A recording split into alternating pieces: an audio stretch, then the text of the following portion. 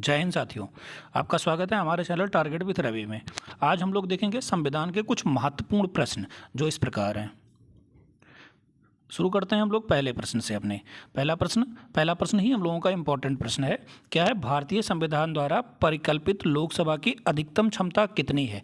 जब हमारा संविधान बना था तो हमारे संविधान में लोकसभा की कुल कितनी सीटें वर्णित की गई थी? तब हमारे संविधान में कुल 552 सीटें की गई थी, ठीक, जो कि 1950 से लेके 2020 तक चली, ठीक। फिर हमारे 2020 में हम 104 संविधान संशोधन किया गया और 2 एंग्लो इंडियन की सीट खत्म कर दी गई। तो अब हमारे संविधान में जो लोकसभा के सदस्यों की कितने सदस्य हो सकते हैं? 550, ठीक। अगला क्वेश्चन देखते हैं हम लोग। अगला क्वेश्चन क्या है? भारत का राष्ट्रपति अपना त्यागपत्र किसे दे सकता है? तो जो भारत का राष्ट्रपति होता है वो अपना त्यागपत्र किसे देगा? अपना त्यागपत्र उपराष्ट्रपति को देगा। किसको देगा? उपराष्ट्रपति को देगा। भारत का राष्ट्रपति जो हमारे संविधान में आर्टिकल 52 से लेके 62 तक उल्लेखित है। अगला क्वेश्चन देखते हैं हम लोग। अगला क्वेश्चन हमारे पास क्या है? निम्नलिखित में से कौन सा भारत के महालेखा परीक्षक की नियुक्ति कर सकता है? तो भारत के महालेखा परीक्षक की नियुक्ति कौन करता है? भारत के महालेखा परीक्षक की नियुक्ति राष्ट्रपति करता है। कौन करता है? राष्ट्रपति करता है। तो भारत के महालेखा परीक्षक सबसे पहले कौन थे? भारत के महालेखा परीक्षक सबसे पहले कौन थे? बी नरसिंह राव। कौन थे?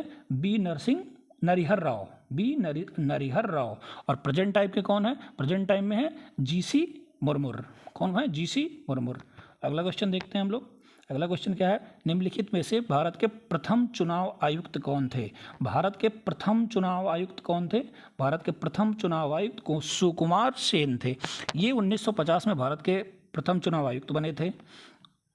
1950 में भारत के प्रथम चुनाव आयुक्त बने थे। प्रेजेंट टाइम के चुनाव आयुक्त कौन है? प्रेजेंट टाइम के चुनाव आयुक्त राजीव कुमार हैं। अगला क्वेश्चन क्या है?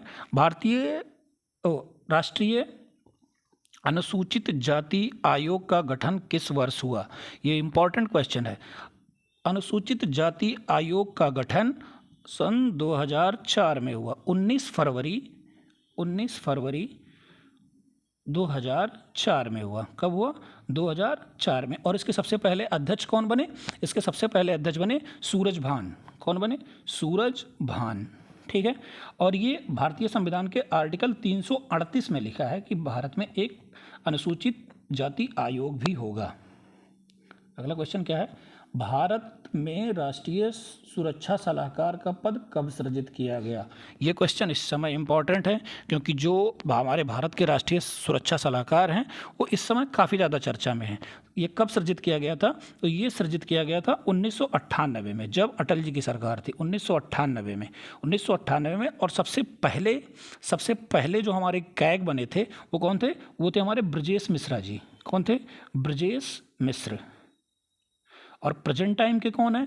प्रेजेंट टाइम में है अजीत डोभाल। अगला क्वेश्चन हम लोग देखते हैं। लोक सेवा आयोग के सदस्य के लिए पद ग्रहण करेगा। कितने साल के लिए लोक सेवा आयोग का सदस्य होता है? तो लोक सेवा आयोग का सदस्य 6 वर्ष के लिए होता है। या तो वो 6 वर्ष के लिए होगा, ठीक है, या फिर 65 वर्ष की उम्र जो सबसे पहले हो जाएगी। या तो 6 वर्ष उसका पूरा हो जाएगा या तो उसकी उम्र 65 वर्ष पूरी हो जाएगी। अगला क्वेश्चन देखते हैं हम लोग। भारत के संविधान में प्रस्तावना का क्या महत्व है? तो भारत का जो संविधान है उसमें प्रस्तावना का मेन महत्व है कि उसने संविधान के उद्देश्यों को बताती है। जो प्रस्तावना है वो संविधान के उद्देश्यों के बारे में बताती है। निम्नलिखित में से किसे संविधान की आत्मा कहा गया है? जो संविधान की आत्मा कहा गया है वो प्रस्तावना को कहा गया है। किसको कहा गया है? प्रस्तावना को कहा गया है। लेकिन जो BR अम्बेडकर जी थे हमारे, उन्होंने आर्टिकल 32 को संविधान की आत्मा कहा है। उन्होंने क्या कहा कि आर्टिकल 32 जो है वो संविधान की आत्मा है। अगला क्वेश्चन देखते हैं हम लोग। भारत के संविधान में प्रस्तावना में किस प्रकार की स्वतंत्रता का उल्लेख नहीं है? तो जो भारत की प्रस्तावना है उसमें नैतिकता की स्वतंत्रता का कोई उल्लेख नहीं है। इसमें विचार की स्वतंत्रता है, विश्वास की स्वतंत्रता है, उपासना की स्वतंत्रता है। अगला क्वेश्चन क्या है?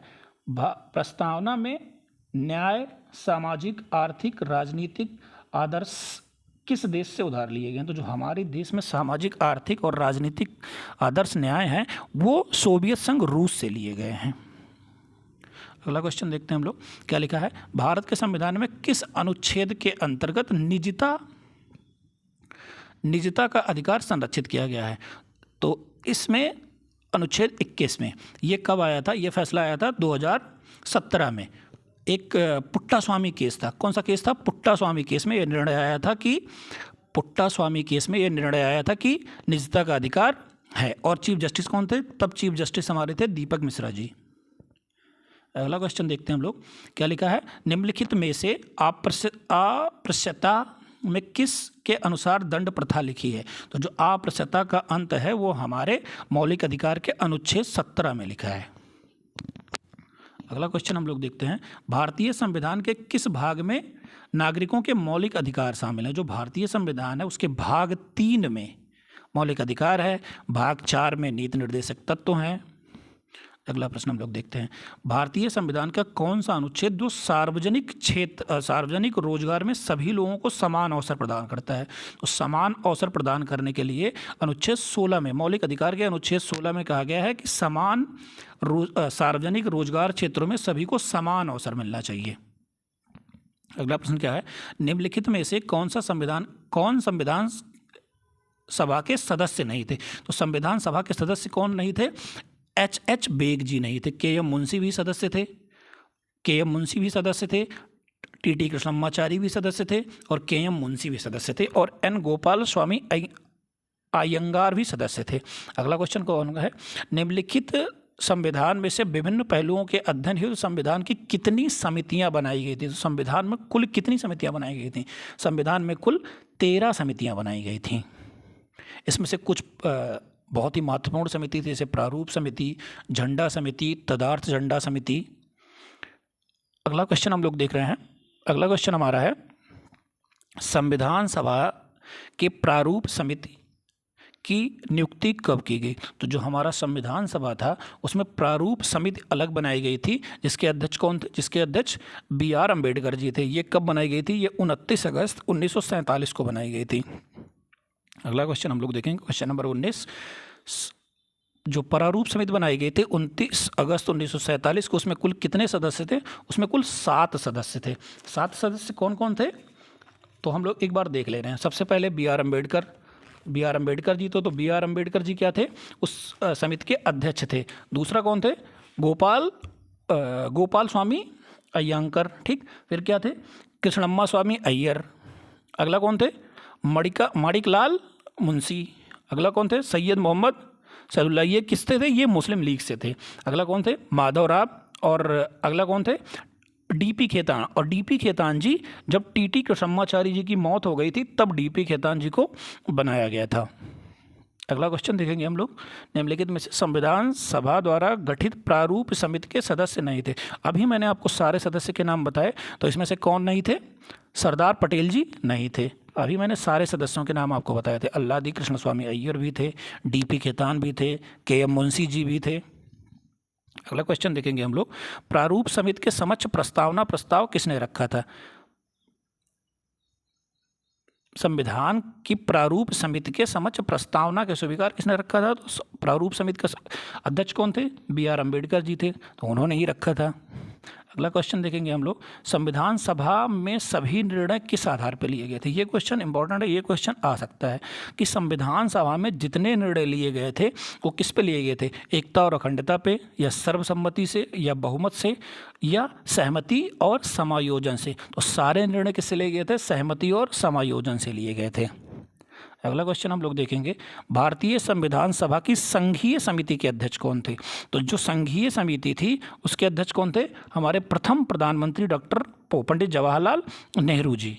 अगला क्वेश्चन हम लोग देखेंगे, अगला क्वेश्चन क्या है, संविधान सभा द्वारा अंतिम रूप से पारित संविधान में कुल कितने अनुच्छेद और अनुसूचियां थी? तो हमारा जब संविधान पारित हुआ था तो उसमें मूल रूप से 395 अनुच्छेद और 8 अनुसूचियां थी। इस समय कितनी अनुसूचियां हो गई हैं? 12 अनुसूचियां हो गई हैं और अनुच्छेद हो गए हैं लगभग 465, मतलब सब आर्टिकल मिला के। अगला क्वेश्चन, संपूर्ण भारतीय संविधान के निर्माण में संविधान सभा को कितना समय लगा था? जब हमारा पूरा संविधान बनके तैयार हो गया था तो उसमें लगे थे 2 वर्ष 11 माह और 18 दिन। इतना समय लगा था। भारत के कितने राज्य और संघ शासित प्रदेश हैं? तो भारत में अभी तक कितने थे? अभी तक थे 29 राज्य और 9 केंद्र शासित प्रदेश। अब कितने हो गए? 28 राज्य और 8 केंद्र शासित प्रदेश हो गए। अगला क्वेश्चन क्या है?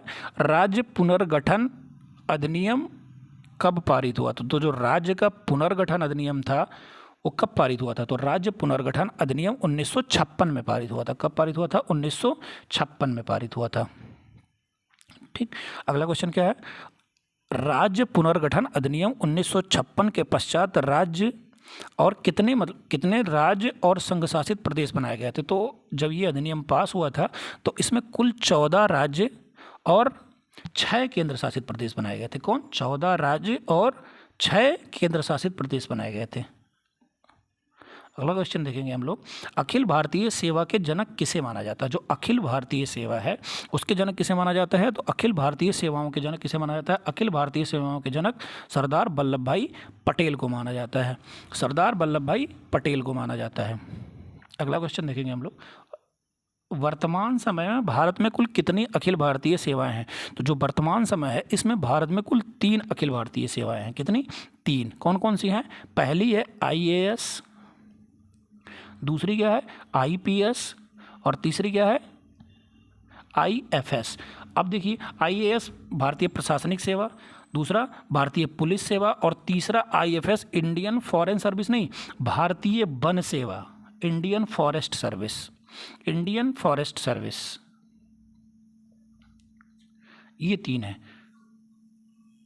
इस चैनल में इस वीडियो में इतना ही। आप लोग हमारे चैनल को लाइक करें, शेयर करें, सब्सक्राइब करें और सपोर्ट करें। हम लगातार ऐसे ही क्वेश्चन की सीरीज लाते रहेंगे जो UPSI, SSC GD और जितने भी एग्ज़ाम हो रहे हैं, UP पुलिस, UPSSC के जितने भी एग्ज़ाम हो रहे हैं, SSC के जितने एग्ज़ाम हो रहे हैं, सब में बहुत ही महत्वपूर्ण है।